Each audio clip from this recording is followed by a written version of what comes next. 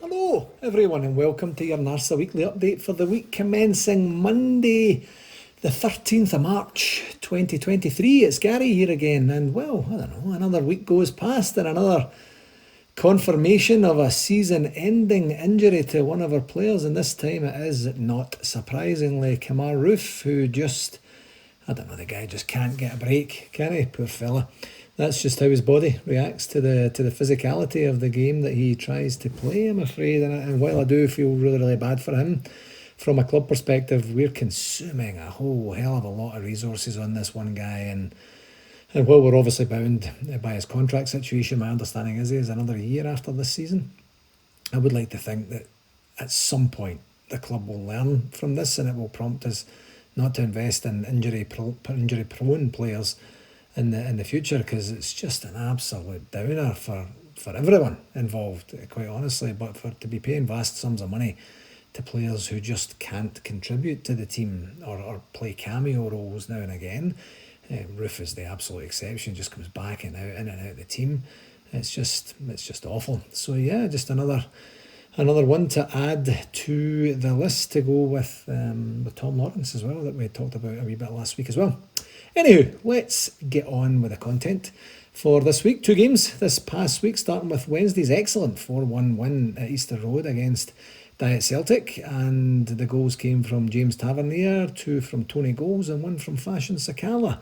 And the game was actually pretty entertaining overall, wasn't it? There were lots of people, I don't want to sound like a downer, because I'm definitely a glass half full sort of guy, but there was lots of people really, really talking the performance up. And while I totally understand the excitement around it, I just personally wasn't getting all that gooey about it, to be honest. We're better than Hibs, and when teams try and play football against us, we beat them all, with the exception of maybe one, and we know who those are or who that is. But I'm not downplaying it at all. It was an exceptionally entertaining game, and we could and probably should have scored more goals on the night. But Hibs really aren't that great, are they? They had a wee bit of a resurgence over the last the games, 4 or 5 or 6 games prior to that game. But I don't know, I just wasn't getting all hysterical about it. But anywho, we did our now, what would you call that, our now usual comedy defending at the beginning, where we get totally sucked in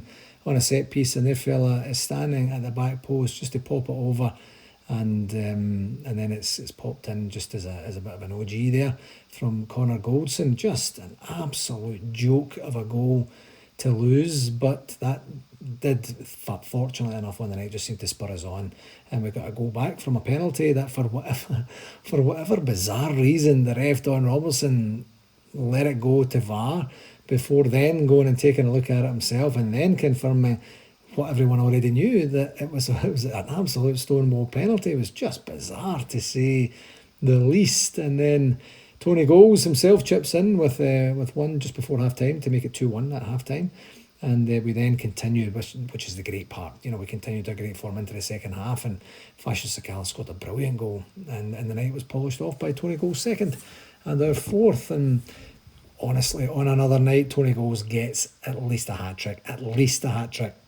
But it was the 3 goals that we won by, and of course you would take that every single day of the week, and a away result and winning by 3 goals every single time. Positives from the game, the result and the performance, apart from the defending, of course. That is literally more like it, Rangers. No real spells of these in-game garbage fests and what appears to be like colour blindness, where we just suddenly think that we play in the opposition's colour and start to pass to them. There was none of that. We were relentless for the entire game, so it was really good, and we got more minutes into Yanis Hadji's legs too, which is great for his ongoing recovery and recuperation. On the negatives, only really the defending for their goal. The rest of the game really was excellent. Honestly, it was, and as I think I mentioned after the recent Hearts game, imagine every game that we played was like that. It was just absolutely incredible, and really, really great entertainment for the entire game, which was brilliant. On the stats front, we had 63% of the possession, which is pretty impressive away from home, and 19 shots to their 3, and they had 1 shot on target. When I say the shots every week, it's just the total shots, and they had 1 shot on target, I guess, and that was we kind of know what happened there. I'm assuming that's the one that was actually the goal, and that's what I'm assuming anyway. On the referee was Don Robertson. Other than that penalty incident that I talked about a wee bit earlier, he did okay. He did. I mean, the bizarre thing for me is he had the best look at it of everyone, literally in the entire world, and certainly in the entire stadium. And he I don't know, he just kind of froze in the moment, like just kind of looked and then casually ran away. It's so strange. Other than that, he only booked a couple of their players, and that really didn't negatively impact anything that I can remember. So he's going to get a 7 out of 10 for his efforts. And with that result and the fact that the other mob, of course, won again, we have 10 games to go and remain the 9 points that we are behind them. We need a massive favour from not just one, but probably a couple of teams, and for us to continue a brilliant league form under Michael Beale to have any chance of even getting a wee bit excited between now and the end of the season. I guess you need to see what happens between now and then. Second game was yesterday's comfortable 3-0 win against Raith Rovers in the quarter-final of the Scottish Cup, with goals from Connor Goldson, an own goal, and Scotty Arfield one to finish the game off. And these games are always a wee bit of a hiding to nothing for us, aren't they? Michael Beale did start with a very strong team, and all but John Lundstrom had started the game at Easter Road on Wednesday, so he started to take a wee bit of continuity seriously, and the fact that the players are gelling better. It's not so stop-start or choppy changey as well, so that's good. And I think he was really doing that to make sure that we didn't do a Partick Thistle and kind of get usurped a wee bit like we did against them, and have that game a wee bit more fraught than it should have been. But the game was kind of stuffy, wasn't it?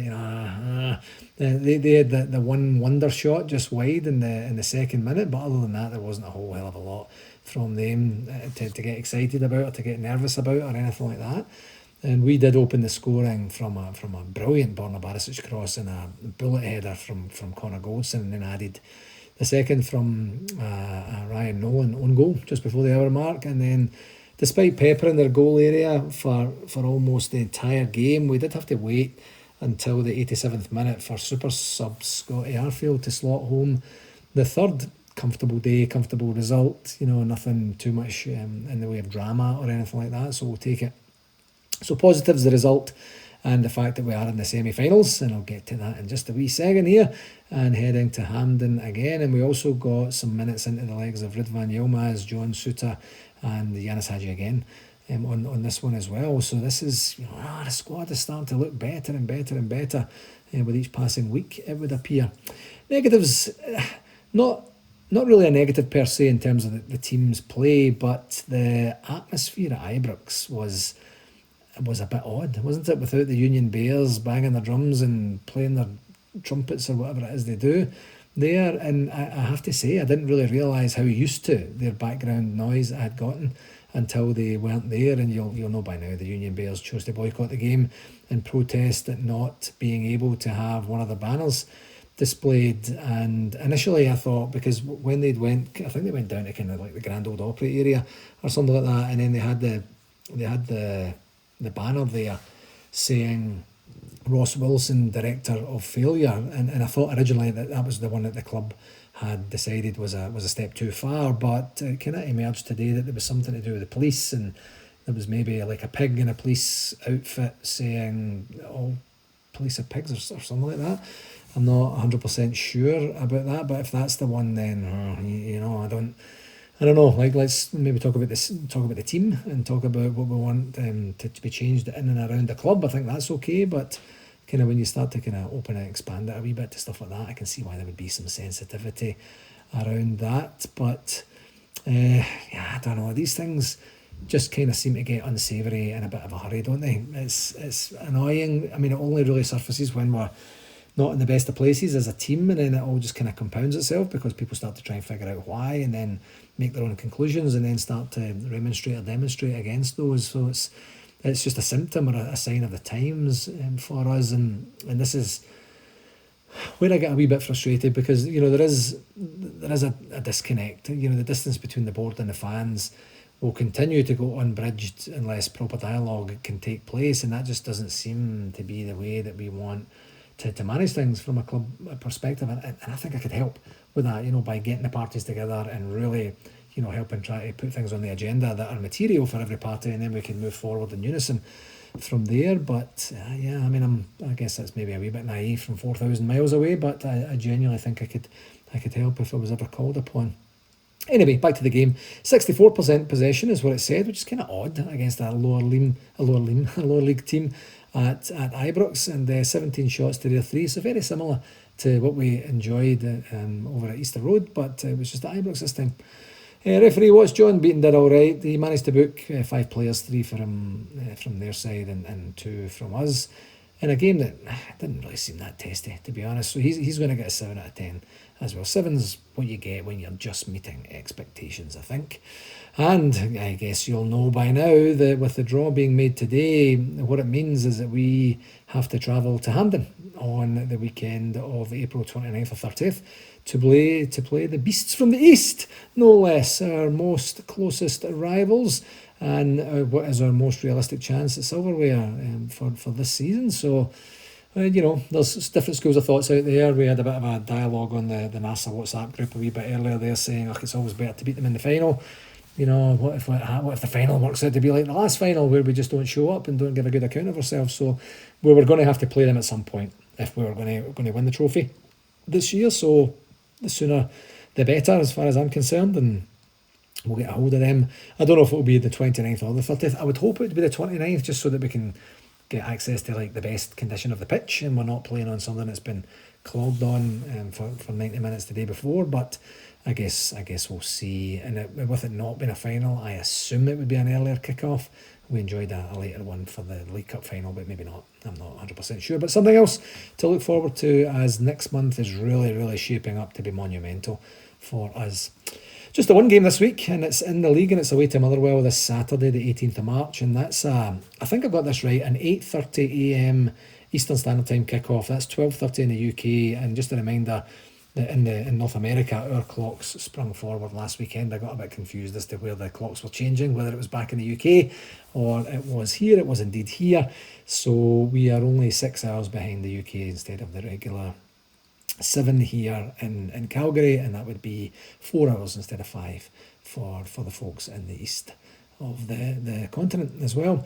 The last time we played them was actually our last game of 2022, where we ran out 3-0 winners, and that was courtesy of goals from Alfredo Morelos, Connor Goldson and Malik Tillman. And then we did enjoy a 2-1 win at Fir Park in mid-October, and that was goals from Malik Tillman again and John Lundstrom. And that was actually, you might remember, that was the first game we had after our 7-1 pasting from Liverpool, which was just a few days before. Remember that one when we outperformed Manchester United in that game by scoring one of the goals? We were actually in the lead in that game as well, and we capitulated big time. That was awful, absolutely awful. Anyway, for RTV, nothing material came up for me for this last week, and didn't hear anything from Alan either. So the usual rules apply. If you need any access to vouchers, please let us know. If you have any issues with your account, please let us know well in advance of game time.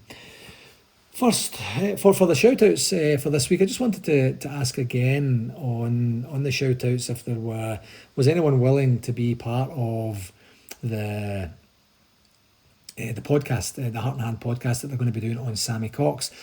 No one directly reached out to me, but I did get some information that an old pal here from Calgary might have actually lived next door to him, so I'm going to reach out to Craig and see if that's actually true or not. So I'm just want to do another shout out. If you're interested, you might, like, even if you just want to provide some content, you don't have to actually go on the podcast if you're not comfortable doing that, that you could just get a connection there and provide just your experience of Sammy, if you had a chance to get to know the fellow and the like, stuff like that. So please don't let this opportunity go past. If you have a bit of a story to tell in and around Sammy Cox there, that would be great if you could. And I guess this is probably going to be the last time I'm going to mention this. Still no takers on the bacon suit that I'm convinced I saw someone wear at a convention at some point in the past. Surely someone would know if they stood next to or seen someone with a bacon print suit at a convention. I think it's in Calgary, but maybe it was Vegas, or maybe I'm tripping. I'm not 100% sure. I promise this will be the last time I mention it. But Why would I make that up? I just don't get why I'd make it up. I don't know. But anyway, yeah, that's it. From a convention update for this week, I can officially confirm that we're now into double digits. It's 93 days and 13 weeks. That's 1-3 until Toronto Midtown host the biggest bash of the Rangers overseas year. The time, it's flying by. Just a reminder, the hotel and rooms are, of course, still hotel rooms are still for sale, as are the tickets. And after all the information I shared last week on what maybe was a wee bit of a, hopefully educational piece, but maybe a wee bit of a lecture as well, I don't know how you would take it, I am delighted to tell you that that ruffled things up, and it resulted in absolutely 0 tickets being sold this past week. Thank goodness I'm not a motivational speaker, eh?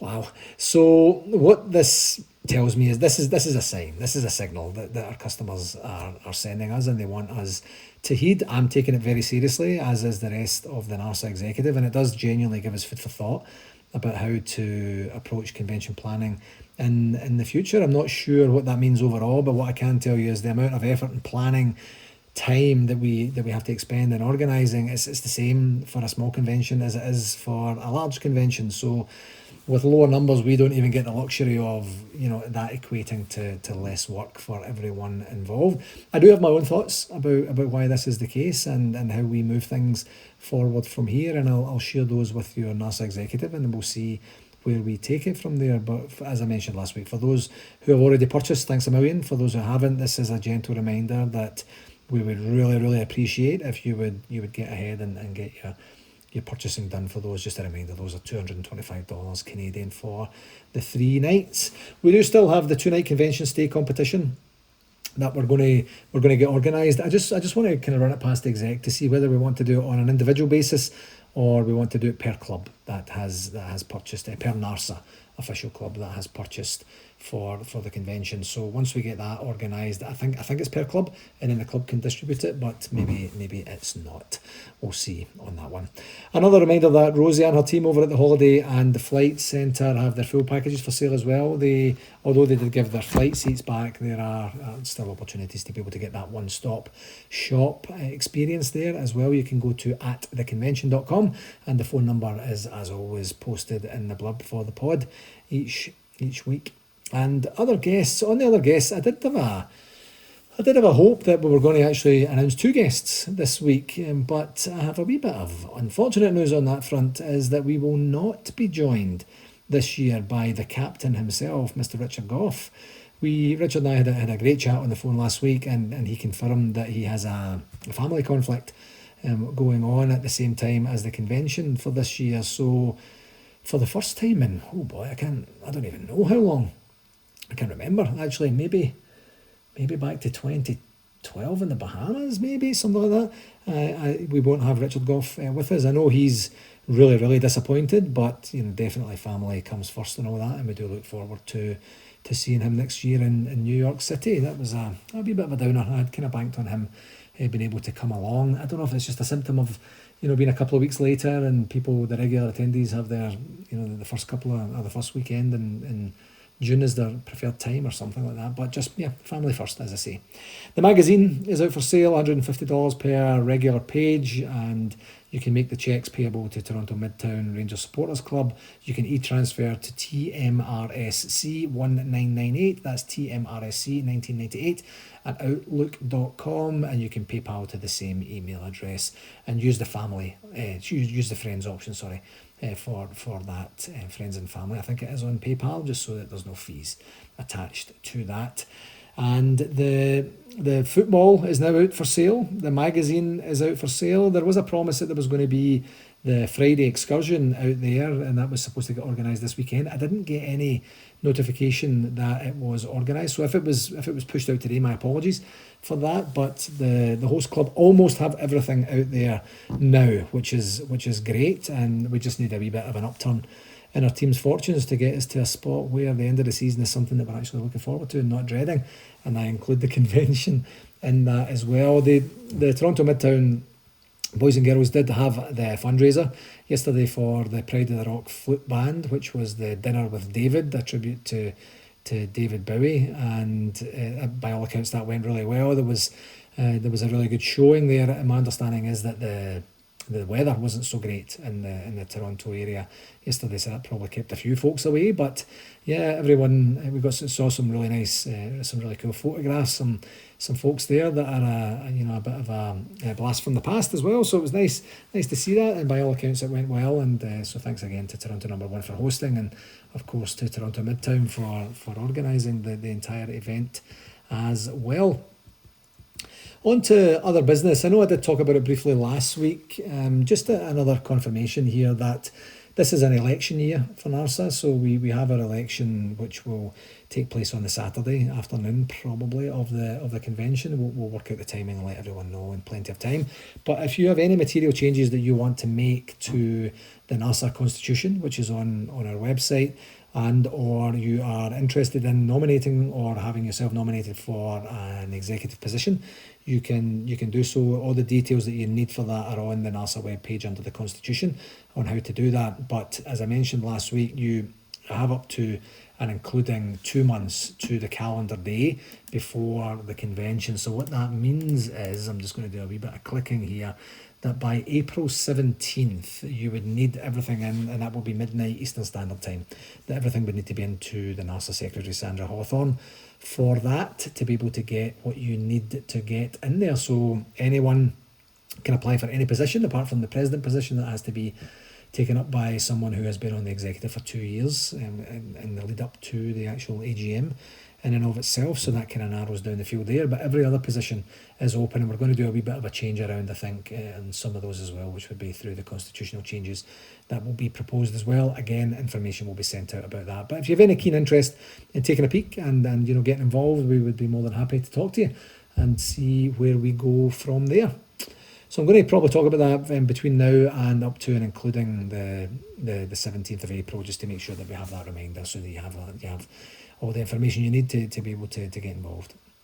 On the communication front from this past week, now I did say last week that I would have Ian Hogg and Martin Ramsey on to speak about their books. And I honestly, work has been wild and life has been wild and busy and things like that. So I just haven't had a chance to get to that. Literally, as I started recording tonight, I got one message from Fraser Muir saying, hey, if there's space on the pod, can you add? I didn't get to see the rest of the message. So I'll add that. Fraser, my apologies, but I'll add that in for next week, whatever it was. And then about 5 minutes later, I got a note from Martin Ramsey himself just saying, hey, listen, if you ever want me on the pod to plug the book, that would be great. So Martin's a great guy, so is Ian. So I'll definitely endeavour to do that. I'll try and get the guys to record. Try and get it, maybe do it this weekend if we can, maybe Saturday or Sunday, so we can have it ready and packaged up for the pod. But my commitment is for sure. I really want to give these guys a plug and get them a wee bit more exposure over here, and then see if there's any appetite for folks to purchase the books. So we will get that organised. I'm recording just a wee bit earlier tonight because I'm actually playing football later, and I need to go for a quick run with Leo before that as well. So right now it's just after 5 p.m. Then we also had remember, was it a couple of weeks ago I talked about the This Is Ibrox podcast where they interviewed Rangers shareholder Stuart Gibson. So number 2 of his interview, and I think it was the final one, just of the 2 parts, I guess, was with Stuart Gibson, and we got a chance to see that. I think it was Big Hugh Serrell had popped that onto the NARSA WhatsApp group, so I got a chance to watch that between yesterday and today, and it was quite entertaining. It just kind of a wee bit more of a continuation of some of the stuff he was talking about his role in it. Is basically just kind of trying to help garner, introduce and make some relationships and get some sponsorship opportunities within the Asia market, which is where his business primarily is. He was talking about the K-League. He kind of basically talked about the fact that the J-League seemed to have, Celtic have hoovered up every semi-decent player from the J-League, which is the Japanese league. So the Korean league, the K-League, is something that he's kind of maybe looking at and seeing if there's some things that can happen there. So quite promising stuff. And his intent of being involved was based on the club's intent to be financially sustainable. He did say that we are in that spot right now. And he did mention, quite interestingly enough, I thought, about the player trading model. He referred to that as basically livestock. You get the livestock in, you feed them, you fatten them up, and then when they become sellable assets, you get you get rid of them. And I don't know, we've got one buffalo, I suppose, but other than that, I don't know that the players would quite like to liken themselves to livestock. But he said it kind of in jest and somewhat comedy as well. So we're in a spot there where we get a wee idea of one of the kind of major contributors. They also did talk about going to Downing Street and talking about Boris Johnson not long before Boris Johnson got sacked, and they were talking about basically the start of the United League, or a United League for a UK league. And interestingly enough, he said that there was certainly appetite from government to facilitate conversations about that and have something a bit more commercial and a bit more inclusive of the entire country as well. So very interesting, and he made a point of saying this was not sanctioned by Rangers, this was me just going and offering an opinion about how things would work as well. So you never know, maybe you'll see something like that coming down the pipe here sometime in the future. And last week, I was going to mention this last week, but it was such a long episode last week that I didn't bother. I thought I'd just leave it for this week. A few weeks back, we met with Greg Marshall to basically walk and talk through Greg Marshall and Alistair Cameron, I think his last name is, forgive me if I got his name wrong, the new communications guy on the business side, and just basically to kind of walk and talk through where NARSA is at, how the club are looking to try and engage us going forward. I think maybe I mentioned a wee tiny bit about this in a previous pod, but what he's actually looking for is to see if we can get a little bit of a NARSA think tank sort of gig together, some sort of a focus group, to just see what we're up to, where we're at, how we can help the club, how the club can help us, and that sort of thing. So he's opened it up to getting probably a decent number, is like maybe half a dozen, something like that, where we can get together, and anyone from any club is more than welcome to do that. It wouldn't just be exclusive for the NARSA executive, but of course they'll have an open invite to join us if they feel like it.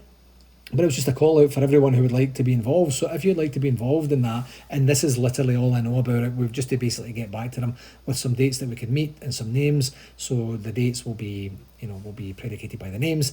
So if you're interested in being involved and just helping Rangers and hopefully Rangers helping NARSA, please get in touch with me at rangersscc@hotmail.com. That's 2 S's and 2 C's, and I'll pop your name on the list, and we'll maybe have a quick blather, and then we'll see how it goes from there. But it's always great when the club reach out, and they did reach out on this one. So, and I'm always very, very keen to help on the business side of anything that we can do for the club. So definitely something to think about if that's your jam.